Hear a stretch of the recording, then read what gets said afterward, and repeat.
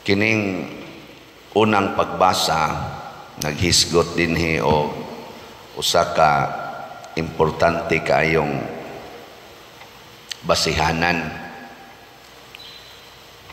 Ang nahigugma kuno sa Ginoo kinahanglan nga magtuman sa iyang mga sugo. Lingiyay mong tupad ing na nagtuman ka sa sugo sa Ginoo. Sayon manggod kayo pag-ingon nga nahigugma ka sa Ginoo. Sayon kay pag-ingon, oh, nahigugma ko. Dali ra gyud kayo. Nisimba gud ko.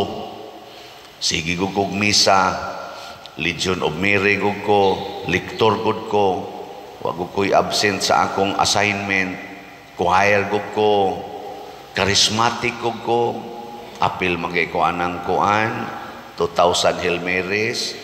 Kanang Alliance of Two Hearts nga vigil overnight manggani na higugma ko sa Ginoo pero ang pangutana gid eksakto nagtuman ba ka sa sugo sa Ginoo kana mao nay saktong pangutana kay ang tao kuno nga nag-ingon na higugma sa Ginoo pero nagpabilin pa diha sa sala bakakon og dili matinud-anon ikaduhang lingi na napakadihay sala.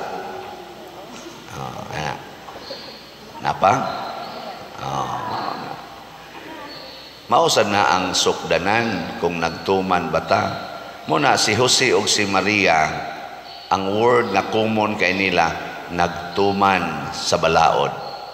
Si Simeon nga nakakita sa Ginoo, nagtuman sa Ginoo pinaagi sa guidance sa Holy Spirit. Adlaw o gabi nagtuman siya sa sugo sa Ginoo. Muna nakakita gid siya Ginoo.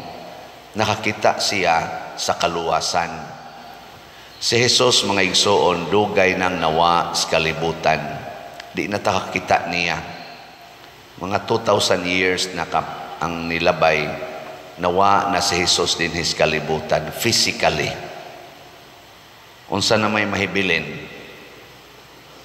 Kinsa may nahibilin? Ang simbahan. Ang atong sundon, ang sugo sa simbahan. Ang sugo sa Ginoo nga niya sa simbahan. Daghan magay karon mukontra sa atong simbahan. Nagpabilin ang atong simbahan holy. One, holy, Catholic, and apostolic. Naagining upat ka elemento sa atong simbahan. One, holy, Catholic, apostolic. Nakakuan mo ana, nakasabot mo ana. Nakasabot mo ana yung upat? One, pasabot do natay usa ka Santo Papa na atong sundon. Mukontra na gani ka sa Santo Papa, buangon na ka. Ikaduha, holy tungod sa mga sakramento nga niya sa simbahan. Epektibo pa na hangtod karon, bunyag, kasal, kumpisal, misa, nagpabili na nga makabalaan. Apostolic kay mauni ang gitudlo o gipuy-an sa mga apostoles, connected pagyud sa teaching and lives of the apostles. Yung sa itong usa? Catholic, universal, mulukop sa tibuok kalibutan ug mudawat sa tanang klases tao. Dili mo reject kung dili mo dawat. O lagi na nga kusog kay tang mo reject. Lingi ay mong tupad. Ingna mo reject ka. Kana bang doon natay isalikway ba nga tao, dili na na siya Catholic, dili na na Catholic spirit. Kana bang doon na kay isalikway, tungod lang kay gilibak ka, tungod lang kay wa mo bayad sa utang, tungod lang kay kabit na sa imong asawa or kabit na sa imong bana, tungod lang kay ex na sa imong bana. Sige tag-serve din, sige tag-serve sa Catholic Church. Ya, siging reject. Way kapuslanan. Gapakauwaw lang ta. Mga bakakon ta. Na may dinaghanin ng ga-serve. Nagwali gani ang usa. Bitaw. Ya, kusog mo sa likway. Tungod lang kay giaway ka. Tungod lang kay waka kauyon niya. Tungod lang kay napasakitan ka niya. Imo na siyang i-reject, di na ka makikuyog niya. Mo na nakalisod. Pakauwaw lang ta. Sige ingong Catholic. Ambot og asa mo ani nakapasar or asa sad mo ani nahagbong aning upat ka basic elements or properties of the Catholic Church. Mao ni ang timaan nga tinuod ang simbahan nga atong gipuy-an or gisunod. Basta ni aning upat ka elemento. One, holy, Catholic, and Apostolic. Na may uban diha nga tinukod rag mga kinsa diha ni kalitlag sulpot o niya moingon dayon ako gipakitaas Ginoo, gipakitaas mahal nga birhen, mao kini ang mga panagna nako karon, mao na kini ang mensahis Ginoo, sundan ni ninyo labi na gyud mong nanagwali. Na may moabot diri magdaan ng mga dokumento, pader mao ni gipakita sa Ginoo nako, tuhui gini pader, iwali gini pader. Nako kadaghanan ako giwali. Karon ra ka ni abot unsa man connected ka sa one holy Catholic and Apostolic. Mao na si Kristo pag anhin niya sa kalibutan, connected siya sa simbahan nga gitukod ni Moises. Gitukod sa Ginoo pinaagi sa balaod ni Moises. Gihalad siya ni Maria o ni Jose. Kay si Maria o si Jose connected sa niining maong simbahan. Ang simbahan nga gitawag og holy. One holy. Og mauni siya ang sinugdanan sa kaluwasan kay connected si Jesus sa panaad, sa panagna sa mga propeta. Muna diri si Simeon, dugay na kay siyang nagpaabot sa saad nga dunay manluluwas, nakakita dayon siya sa Ginoo bisan pa og naa sa bayhon sa usa ka bata, nakita na niya og nakaingon gani siya, Ginoo itugot na nga ang imong sulugoon muhalin nga malinawon. Ngano man? Ngano nakaingon man siya nga pwede na kong mamatay? Ha? Wa mo kibaw? Kay natuman ang saad sa Ginoo nga kaluwasan. Ngay ko na ba, lingi ay mong tupad ing na pwede na karong mamatay, na pwede na kang mamatay. Si Simeon, tanaw ha, si Simeon igo rang nikugos sa bata. Nikugos ba? Sa kaugalingon kong mga mata, nakita ko ang kaluwasan sa Israel, pwede na kong mamatay, Lord. Tanaw ha, kita inigsimba na to, inigingon lawas ni Kristo. Unsay inyong itubag? Pagkauwaw lamang. Kung moingon kang amin sa ato pa, wara nato nakita, wara nato nasapnay, gikaon na gid nato, kuyog na sa atong lawas si Kristo. Unya hadlok pa jud kang mamatay. Iniguman gid unta nato kaon, moingon nita, Lord, pwede na gyud kong mamatay kaysa kaugalingon kong mga bakba ug mga sa akong mata, akong gikaon ang Ginoo, di ana siya nako, pwede na kong mamatay. Uli din kas inyo, abote imong banap, gikulata dayon kami ngon ka, dili na gyud ni makapausab sa akong paghigugma aning tawhana, Lord, kay pwede na jud kong mamatay sa iyang mga kamot. Di ba? Mawa na ng kahadlok.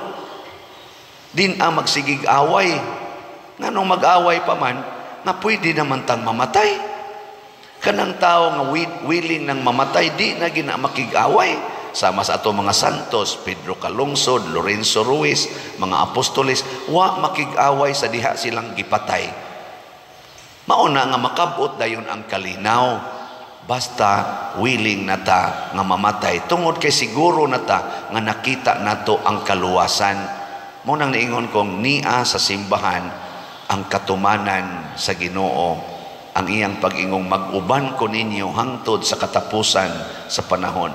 Pero ang problema, mutuman batas iyang sugo, labi na ginang love your enemies. Kung tamparoson imong pikas aping, ipatamparos lang pikas. Musunod mo na. May lamong kaon-kaon o Ginoo niya masinupakon diya. Nya moingon sad mo nako, ikaw pa der mosunod sa kaana. Bahala na ni. Nya unsa may mahitabo, naa ang kamaya. Para sa mga musunod, naa ang kamaya sa kasing-kasing, ang kalipay sa kasing-kasing. Para sa musupak, naa ang kaguol, naa ang stress, naa ang karatol, bugat o kasing-kasing. Siging simba, bugat lang yapon ang naong, inig-uli, kusmod lang yapong naong, daghan lang yapon kayo kahadlok, daghang kahadlok. Daghang kayo mo offer na ko din mga vitamins, mga kuan, bisag unsa na lang. Haron lang yung kuno malagsik akong lawas na ko, waman ko magkinahanglan ana. Isa sige magukag sakit imong hawak pa din ako. Ay waman sa ko maproblema aning sakit sa hawak.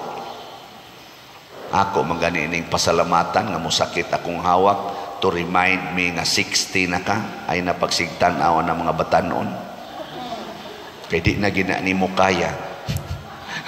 Okay, usahay manggod muratag mabutaan ba mutanaw pag kita kaniyo nindota ani nagtuog yung makaya may nananig baro ay sakit man wa na gid ay salamat Ginoo sa reminder di ba og labaw tanan ang sakit sa akong hawak ug uban pang sakit ma-remind nako nga tapusono na ka hapit na ka mo ending. Mas nindot man ko na mga igsoon nga matapos ta aning kalibutan nga malipayon mo na sa ato diring kuan sa ato dinhing tubag sa Salmo pagsadya langit og yuta nga dili lang ta magsadya kun malangit ta samtang ni apatas yuta magsadya na ta nya kamo mga tiwasonon masadya pa mo labi nagwa na kay ikapalit og maintenance magsadya pa ka labi nag ang imong anak porti na yung istriktaha, di na mutabang nimo, tungod lang kay nakalampos na, magsadya pa ka. Niya pa mga siyuta, labi na din nakakaklaro, magsadya pa ka. Ang di na namuda pa di Roy, wala pa ka dihay Ginoo, o pa kay Ginoo. Muna, importante kaayo, matod pa sa atong unang pagbasa, nga magpuyo kita sumala sa sugos Ginoo. Ang tanang segment sa atong kinabuhi na agyoy pahaom ang sugos Ginoo para sa bata or para sa mga mabdos. Higugmaa ang bata, pakatawha ang bata, ayaw pag-abortion, ayaw pag-contraceptives. Sa sinugdanan gid bas kinabuhi, higugmaa ang kinabuhi. First segment, higugmaa ang kinabuhi. Kaya nga naman, matag kinabuhi, matag bata, paglaom sa atong kaluwasan. Niya kanini asang mga tiwasonon, nga bahog ng lawas, lisod na kayong makakita. Unsaon masad? Higugmaa ang mga tiwasonon. Bitaw. Honor your father and mother. Mo naman na ato sila mga ginikanan directly or indirectly. Ayaw ipamutang lang og mga care homes, unya duaw na lang og patay na, ipakrimit lang sa didto, wa pa koy time paglubong, ako lang sa nang ibutang diha, mag-abang lang sa ako, store lang o sa nang iyang ashes. Kana kay mura na lang bag kana ganing unsa na mura na lang og butang nga wa naman ay gamit diha lang usa na diha lang nas junk area ana tioy every segment of life holy og mo na gitudlo simbahan higugmaon gyud. Pasalamat ko dinhi sa ato sa Pilipinas, kusog pa kita mo higugmag mga tiguang, haguan pagid natog atiman ang mga tiguang. Pero daghan na biya dinhi sad ang kusog na kay mo sa likwais mga tiguang, kay busy ko sa akong business, busy ko sa akong pangita, busy ko sa akong trabaho. Nangawagtang na. Nganong na busy man ka, kay naningkamot kong makakwarta. Para unsa man ang imong kwarta? Para unsa man na haron maluwas akong future? Sure? Imong kwarta makaluwas sa imong future? Ha? Pagkadaghag kwarta sa Ukraine, pagkadaghag kwarta sa Russia, naluwas sila karon? Impas. Kadaghag kwarta sa Israel, kadaghag kwarta tingalis mga Hamas, kay tagpila to ka $1 billion ang ilang budget. 14 kwarta pero nakaluwas kanang ilang mga missile, kanang ilang mga armas, nakaluwas o nakatiwas? Ay nalang ko anang luwas-luwas parting kwarta. Kung ang kwarta nimo wa magtuban sa sugo sa Ginoo, kanang maong kwarta maunay makaguba sa kinabuhi sa tao. Daghan kay mga dato dinhi, mga arang-arang pagkabutang nga ang nahitabo sa ilang kwarta nahimong kasakit sa ilang silingan, kay gikural na ang lugar nga ilang gipalit o gibutangan dayog no trespassing private property. Gipanghinginlan ang ginatos ka mga pamilya didto nga wa tao'y kapaingnan, gipanghinginlan. Asa man may padong, bahala mo, basta private property na ni dinhi. Nang lakaw in town ang mga tao nga wa in tao'y property, ug nagpunsisok dinhi sa mga suok-suok nga wa ang mga kilid sa sapa, kilid sa dagat, kilid sa mga taytayan, ana tawgo na sad sila squatter. Sigihan na sag bunog, sigihan og hingilin, sunugon ang mga Pinoyanan kay mga hugaw sa katilingban. Pero kinsay nakaingon ana, kadto mga buangon nga kusog ay mangangkon og mga yutang tagpila ka ektarya, mingaw na kay karon kay himuan nila business development. Pero daghang nga matay nga mga katawhan nga gihikawa na sa ilang pagkaon og Pinoyanan. Nya kaluwasan na kwarta ang gasugo ana. Kusmo na ba inyong mga naong? Sige, lingi ay mong tupad katapusan. Inasugod karon din ata mangayog kwarta, ha?